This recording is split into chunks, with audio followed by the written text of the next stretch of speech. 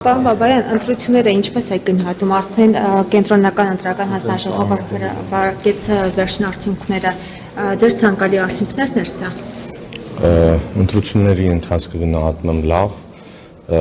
մենք ստացել ենք ավելի շատ քվե, քան նախորդ ընտրություններում,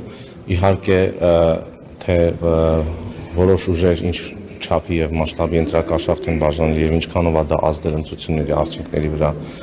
չեմ կարող ասել, բայց կարծում եմ բավականին մեծ ազդեցություն ունեցել եւ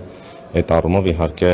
շատ վատ է եւ դեռ բավականին բան կա անելու։ Պարոն Բաբայան, ընդդիմությունն էլ ձեզ մեղադրում է վարչական ռեսուրս կիրառելու մեջ, նաեւ ԿՀ-ին նշում է, որ ուղղորդված է։ Ինչ է նշանակում վարչական ռեսուրս, կարող եք դուք ասել, դուք գիտեք, հասկանում եք ինչ է նշանակում վարչական ռեսուրս։ Օրինակի համար ասում են, որ պետական աշխատողները ենթարկվում են եւ ասում են այնպես, ինչպես օրինակ օրվա իշխանությունը անում է։ Ես օրինակ Սերժ Սարգսյանի ղեկավարության ժամանակ եղել եմ էկոնոմիկայի նախարարության աշխատակից եւ երբեք ՀՀԿ-ին եւ Սերժ Սարգսյանին ձայն չեմ տվել։ Եվ ցանկացած մարդ, ով այդպես է ասում, նշանակում է, որ այդ հազարավոր մարդկանց մասին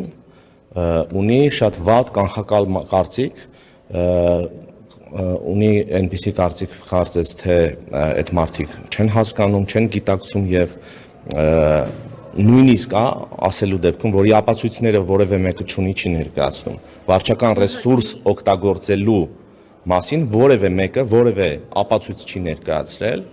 ել չեմ խոսում նրա մասին, որ պետական ապարատում աշխատող հազարավոր մարդիկ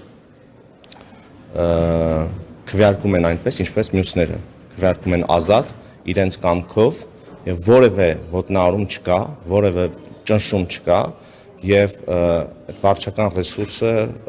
կար ժամանակին, երբ որ մարդկանց ստիպում էին եւ ցուցակներով տանում էին միտինգներին, Սերժ Սարգսյանի, Տարոն Մարգարյանի եւ այլն եւ այլն։ Եվ այդ մարդիկ, որ տարիներ շարունակ, 20 տարի շարունակ զբաղված են եղել դրանով, հիմա եկել են ինչ-որ բաներից են խոսում եւ կներեք դա անլուրջ է։ Իսկ ՌԴ-ն Ադրբեջանը ինչու չեն շնորհավորում Նիկոլ Փաշինյանին։ Հարցրեք ՌԴ-ին եւ Ադրբեջանին։